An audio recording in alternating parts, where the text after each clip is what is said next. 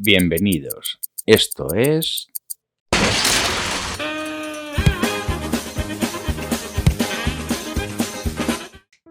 Hola, buenas y bienvenidos a un nuevo vídeo de Relojería para Torpes. Este va a ser el último vídeo correspondiente al bloque de mecanismos de cronógrafo antes de empezar con el siguiente bloque. Y este lo vamos a dedicar a un sistema que creo que es el más vistoso, por lo curioso a ojos de lo que es el profano, ¿no? Que es el sistema de retrapante. Esto es un sistema complementario del mecanismo de cronógrafo y se puede utilizar tanto en relojes de bolsillo como de pulsera o contadores. Cuando digo sistema complementario lo podríamos también definir como una funcionalidad más, o sea, otra función dentro del mecanismo de cronógrafo, ¿no?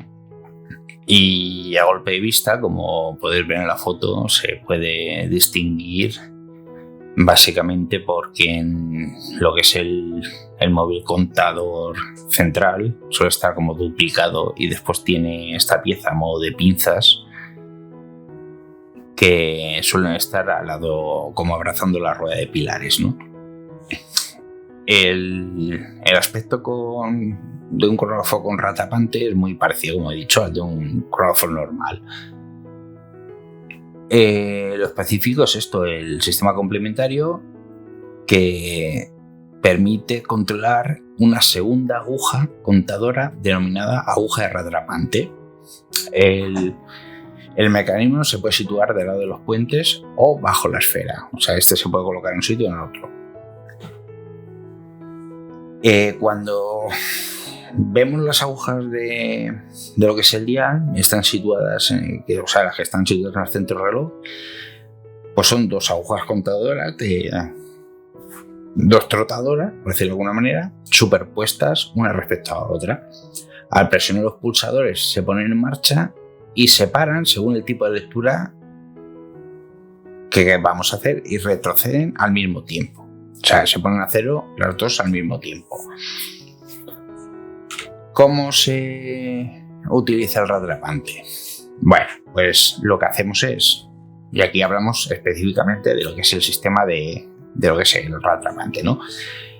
Un inceso, los relojes con retrapante, habitualmente en un cronógrafo de pulsera, digamos que suele tener un tercer pulsador, que es el de retrapante, que es el que activa esta función, ¿no?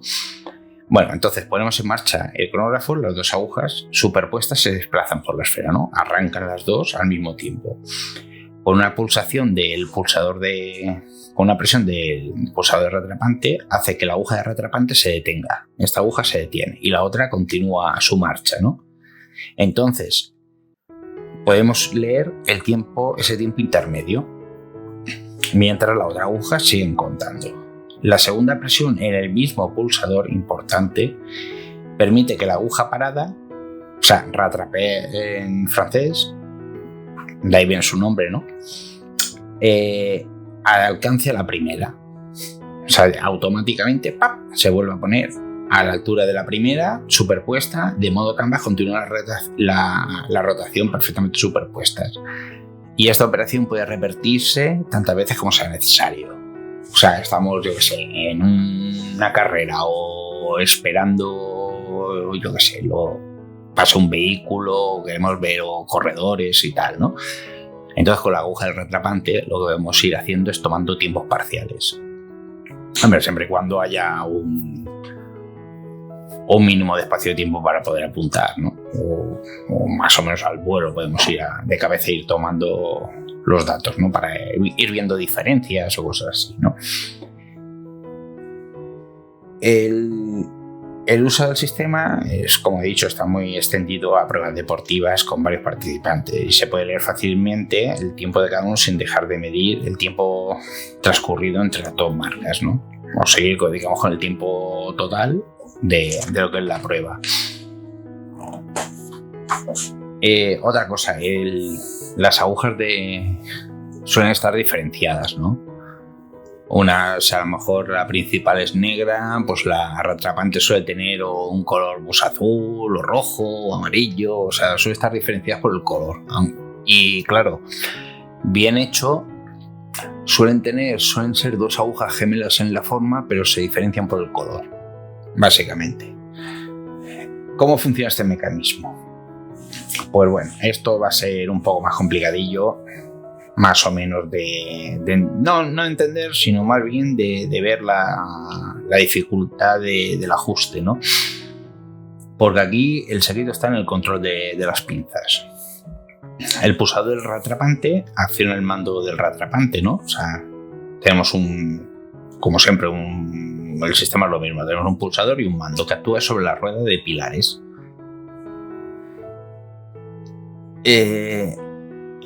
O sobre una rueda de mando, que puede ser la de pilares o puede ser también una rueda de mando, porque no hace falta que actúe siempre sobre la misma, ¿no?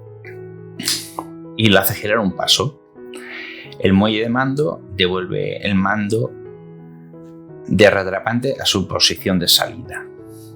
O sea, digamos que pulsa, tira de la rueda de pilares, la hace correr un paso y este muelle vuelve a sacar lo que es el pulsador a su sitio, ¿no? Un saltador bloquea el dentado del rochete y de la rueda.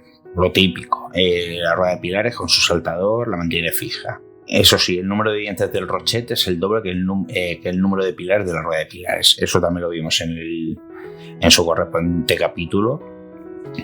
Es el doble porque habitualmente estos son un mecanismo de 2 tiempos, ¿no? Cuando los picos de las pinzas retrapantes se encuentran apoyados en los pilares, el móvil de retrapante está libre, ya que los brazos de la pinza retrapante están separados. En este momento, la palanca de retrapante hace que el móvil de retrapante y el móvil de cronógrafo sean solidarios entre sí, mediante un corazón de retrapante. La aguja de retrapante está superpuesta a la aguja de cronógrafo, o sea, mientras están en marcha, y mientras digamos que los picos de la pinza están apoyados en los pilares, ¿qué pasa? Están separadas. Entonces las dos ruedas hacen que vayan las dos solidarias. ¿Qué es lo que pasa cuando pulsamos por primera vez? O sea, acabamos de empezar, están las dos funcionando. O sea, la pinza está abierta, funcionan las dos ruedas al unísono, ¿no? Y sincronizadas. Cuando pulsamos, entonces corremos un paso a la rueda de pilares y los picos de las pinzas caen en el vacío entre dos pilares. El móvil de retrapante en ese momento, las pinzas lo cogen, o sea, lo abrazan y lo paran. En ese momento el retrapante está inmovilizado por los dos brazos de la pinza retrapante. Esta función de parada, la aguja retrapante se detiene. Obviamente, se detiene el móvil, se detiene la aguja. Es importante que estas dos funciones tengan lugar después del momento de saltación. Esto es cuando el paso de saltador al dentado del rochete de la rueda de pilares o al dentado de la rueda de base, las dos pinzas deben actuar al mismo tiempo. O sea, aquí ya empezamos con las dificultades de que esto tiene que estar bien sincronizado en el momento de saltación para que pasen las dos pinzas y las dos actúen al mismo tiempo y pillen la rueda al mismo tiempo. Superposición en el centro del movimiento. En este caso, el rodaje no dispone de rueda centro. El tubo de guía remachado en la pletina sostiene el móvil de cronógrafo y le permite girar. El eje es hueco en toda su longitud y lleva la aguja del cronógrafo. El corazón del cronógrafo es solidario en este eje para su puesta a cero. Esto es en el caso de que el rodaje no dispone de rueda de centro. Lleva un tubo guía que está remachado en la pletina y es donde se va montando todo, ¿no? El móvil de retrapante atraviesa, en este caso, el eje hueco del móvil de cronógrafo. Este móvil pivota en el rubí del puente por un lado y en el interior del eje del móvil de cronógrafo por el otro. Ojo con la lubricación. Los apoyos se realizan en el rubí y en el extremo del eje del móvil de cronógrafo, lo que define el juego de altura. Que aquí es donde vamos a tener el tema, ¿no? Esto lo va a definir cuánta altura tiene. La aguja de retrapante se fija en el pivote del eje de retrapante. sea, aquí es el tema de la solidaridad, cómo tiene que, según la altura, se fija o no se fija. La rueda es muy ligera y posee un tallado particular compuesto de dientes finos. Aquí ya empezamos a tener conciencia de lo que es la dificultad de estos movimientos, ¿no? Que son mecanizados muy finos, muy delicados, y hay que tener mucho cuidado con estas piezas, sobre todo a la hora de manipularlas, cuando le hacemos un mantenimiento o lubricaciones y tal. Aquí debemos andar muy finos con la manipulación. El corazón del retrapante se fija solidariamente en el eje del cronógrafo. La palanca del retrapante se fija en la placa de la rueda del retrapante, accionada por un muelle de tensión baja. Esta palanca del retrapante mantiene el contacto con el corazón para realizar la función en el momento necesario.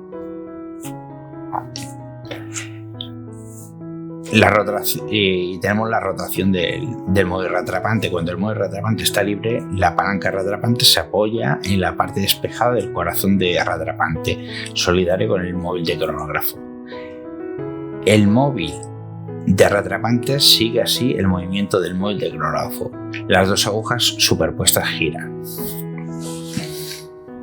Esto es, cuando el móvil de retrapante está libre, la palanca de retrapante lo que hace es que se apoya en la parte, digamos, trasera del corazón. ¿Qué es lo que hace esto?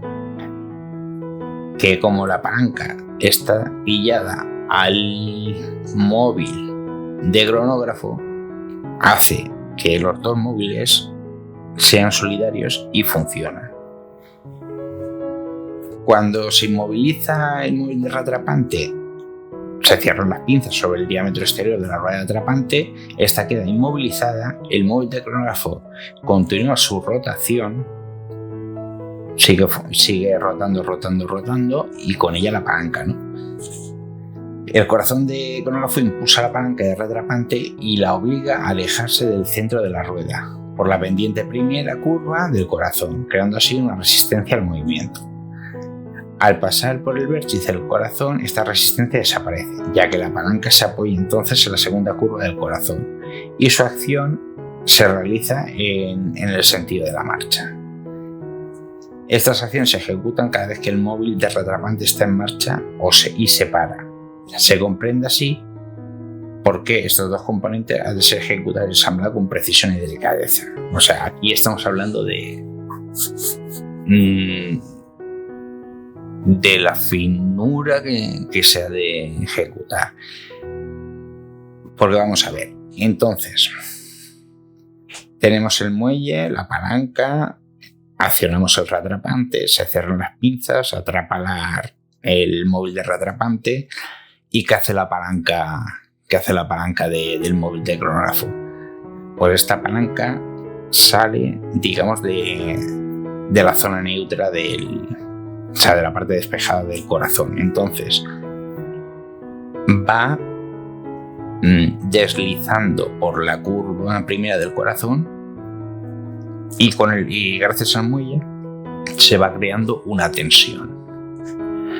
Esta tensión va a ser, bueno, primero que tiene que estar para reducir la resistencia, o sea, para que no retrase mucho el móvil de cronógrafo. Obviamente el punto de contacto entre la palanca y lo que es el borde del corazón tiene que estar bien lubricado para que deslice correctamente, ¿no? Bueno, por esta palanca, ¿qué es lo que hace? Que va acumulando tensión por la misma forma del corazón. Y esta va a ser esta tensión la que hará que cuando se vuelva a pulsar el retrapante se libere esa tensión, porque las pinzas dejarán de sujetar lo que es el móvil, o sea, la rueda, y como tenemos esta palanca que está ejerciendo una presión sobre el corazón, hará pues lo mismo que como si fuera una puesta a cero. Presionará, hará girar bruscamente el corazón hasta su posición de despeje, hasta que quede otra vez encajada la palanca y vuelva a ser solidario los dos móviles. Vamos, digamos que lo que hace el reatrapante cuando pulsamos es detener, y cuando volvemos a pulsar el reatrapante, liberamos las pinzas, es como si hiciéramos una puesta a cero, pero sobre la aguja de cronógrafo, o sea, sobre el móvil hacemos una puesta a cero sobre el móvil del cronógrafo. Y esto sería básicamente el funcionamiento de lo que es un sistema de reatrapante, ¿no? Y ahora lo que, para rematar ya, ¿no?, es ver qué otro tipo de mediciones nos podemos encontrar y cómo se utilizan, ¿no?, en el mecanismo de cronógrafo, ¿no? Algunas divisiones especiales aparecen en la esfera del cronógrafo que permiten leer mediciones particulares. Pues como ya hemos dicho, kilómetros por hora, unidades por hora, metros, pulsaciones y tal. Pero bueno, vamos a explicar básicamente, aunque no creo que hiciera falta, básicamente las dos más comunes que nos podemos encontrar, que una es la división de taquímetro, que es que en esta escala permite medir velocidades en kilómetros por hora sin cálculos, ¿no? Eso, de ahí está, ese es el objetivo del taquímetro, ¿no? Siempre que la graduación corresponda a una distancia de observación establecida, o sea, 1000 metros, 200 metros, 100 metros, que habitualmente eso lo suele indicar mencionada en la esfera del contador, al lado de donde suele aparecer el taquímetro, suele aparecer cuál es la escala, ¿no? Al igual que siempre en un pulsómetro te indica que está graduado para 30 pulsaciones, pues, o 15 pulsaciones, pues aquí te suele aparecer taquímetro, pondrá base 1000 metros. Si no aparece eso, pues habitualmente la escala más habitual que suele aparecer es la de 1000 metros, o sea, la de kilómetro. ¿Y cómo sabemos esto? Pues muy sencillo. Si pone en la escala de taquímetro a las 12 aparece 60, casi siempre suele ser 1000 metros. ¿Cómo se utiliza? Pues bueno, esto no tiene más historia, ¿no? Tenemos un punto A y B en una carretera que distan 1000 metros, 1 kilómetro. Vais por una carretera cualquiera y veis las chapas que pone el PK, o sea, el punto kilométrico. Pues ahí te pondrá kilómetro 123. Pues nada, le damos ahí al cronógrafo. Ahí activamos en el momento de pasar por el punto A. Cuando vayamos a pasar por el punto B, se para el cronógrafo. En el siguiente kilómetro aparece la chapa, paramos el cronógrafo, medimos sobre la escala y nos dirá a cuánta velocidad hemos pasado ese kilómetro. Ojo, velocidad media, se entiende. O sea, si pasamos por un sitio a 80 y después pasamos a 120 por el segundo, lo más seguro que nos marque 100, que hemos pasado ese kilómetro a 100 kilómetros por hora de media. Después tenemos otro que es el telémetro, que la velocidad horaria es el límite extremo de la aguja del cronógrafo en la graduación del taquímetro, ¿no? Es posible calcular una distancia cuando un fenómeno, ¿no?, es en primer lugar visible y en segundo lugar audible. Simplemente una tormenta, rayo trueno, unos fuegos artificiales, un cohete, llamaradas, sonido. Así de claro, esto es. Entonces, en base de la grabación de la escala telemétrica se encuentra la velocidad del sonido en el aire. O sea, que son 343 metros por segundo a 0 grados. Se puede realizar esta medición tanto con un reloj como con un contador. O sea, hay contadores que también son telémetros, o sea que... Y habitualmente esos telémetros suelen venir de... Muchos de ellos suelen ser contadores marinos. ¿Por qué? Porque, por ejemplo, en la época sobre todo a principios del siglo XX o la época de los acorazados, una manera de determinar la distancia, que aparte de tenían telémetros ópticos en la zona de control de tiro y tal, una segunda comprobación era si te estaban disparando, con lo cual solía ser bastante incómodo. Tú veías el fogonazo del cañón y al rato, a los segundos, oías el disparo, ¿no? Entonces, con estos, aparte del telémetro óptico, con estos telémetros también podías averiguar más o menos, porque también después venía la dirección del viento, etc. A qué distancia estaba el acorazado enemigo, ¿no? Y ejemplo de utilización, pues lo que he dicho, el rayo es un buen ejemplo, ¿no? Si un observador ve un relámpago y activa el cronógrafo, ¿vale? Y lo para cuando se escucha el trueno. Así podemos conocer la distancia que sitúa la tormenta leyendo el valor proporcionado por la posición de la aguja de la escala telemétrica. Así es simple, o sea, simplemente es una regla de cálculo, pero aplicada utilizando el movimiento del cronógrafo. Con las pulsaciones, pues 3/4 de lo mismo, ¿no? O sea, el tema de las pulsaciones, por ejemplo, te viene que a lo mejor esto habrá que indicar reloj y no sabrá cómo más o menos utilizarlo, ¿no? Pues esto es, te pondrá una escala para cuántas están graduadas la escala de pulsaciones, ¿no? Te pondrá para 30 pulsaciones, pues bueno, lo único que haces es notas encuentras, como se suele decir, encontrar el pulso, es seguir lo que son las pulsaciones y le das, cuando notes una, le abres el cronógrafo y si pone que está graduado para 30, cuentas 30 pulsaciones y cuando cuentas 30 vuelves le haces la parada. Entonces lo que te indica la aguja son cuántas pulsaciones por minuto. Así de simple. El taquímetro, aunque te puede marcar kilómetros por hora, también simplemente se pueden utilizar cosas por hora. O sea, cosas por hora puede ser, por ejemplo, con la misma escala, con la escala de 1000, simplemente puedes coger y, por ejemplo, tiempo que tarda una persona en embalar una caja o en meter algo en algún sitio, o lo que tarda una máquina en hacerte un tornillo. Pues estás allí, cuando empieza, abres, y cuando termina, cierras. Entonces, lo que te va a indicar el taquímetro es cuántas unidades se realizan por hora. O sea, ¿qué te ha salido? Te marca el taquímetro 170, pues va a decir que esa máquina puede hacer 170 tornillos por hora. Y así de simple. Pues bueno, ya con esto, para no extenderme más, con esto ya terminamos el bloque de mecanismos de cronógrafo, ¿no?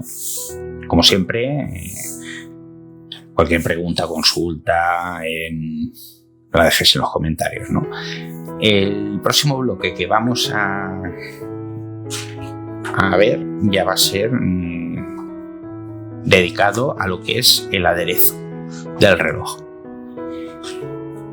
¿Y esto qué es? Pues no es sal y pimienta y vinagre que se le echa al reloj. Esto es el aderezo del reloj, y ya os lo adelanto, es todo aquello, por resumirlo rápido, el aderezo del reloj es todo aquello que rodea al mecanismo. O sea, cristales, juntas, la caja, el dial, la corona, la correa, los pasadores, todo lo demás, la tapa, todo eso. Pues vamos a tratar todo eso, de los tipos que hay, las alteraciones, pros y contras, que interesa tener en cuenta, las juntas, la corona de remontuar, los tipos de caja que hay, la indicación de hora, todo lo demás. Pues nada, una vez más, lo mismo de siempre. Suscribíos, darle like si no estáis suscritos, claro. Si no, si ya estáis suscritos, bien por vosotros. Darle like si os ha gustado el vídeo. Compartid.